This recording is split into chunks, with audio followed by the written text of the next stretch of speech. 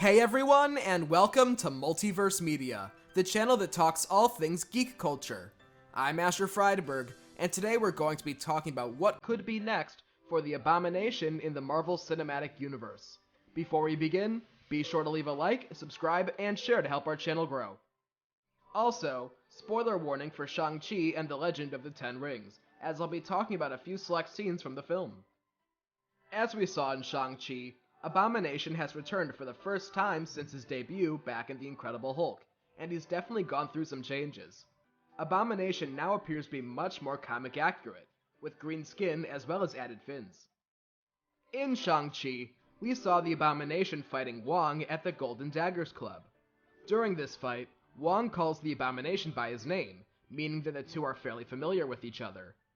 This was backed up by the two briefly speaking in the locker room before Wong takes him away through a portal.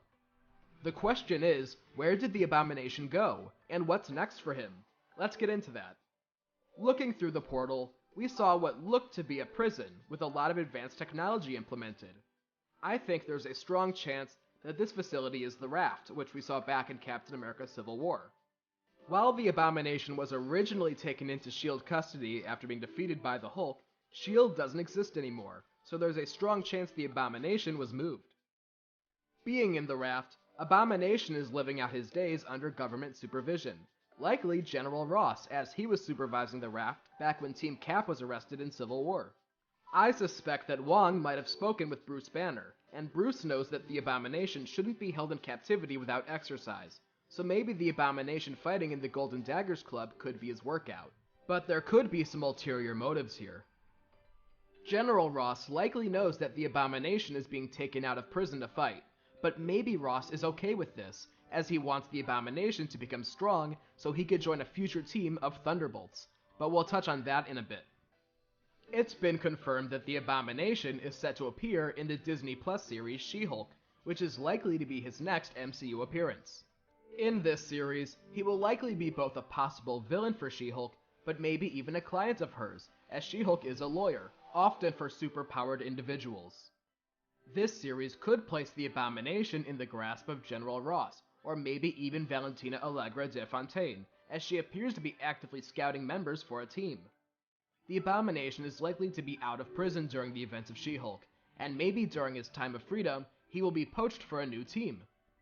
The Abomination is a top candidate for a potential Thunderbolts team, as he is both one of the few surviving villains of the MCU, but he is also actively under the thumb of the government at the moment.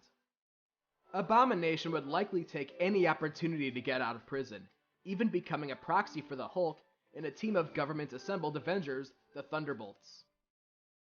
Possibly being in the Raft, he is joined by Baron Zemo, a staple member of the Thunderbolts who has been there since the events of the Falcon and the Winter Soldier.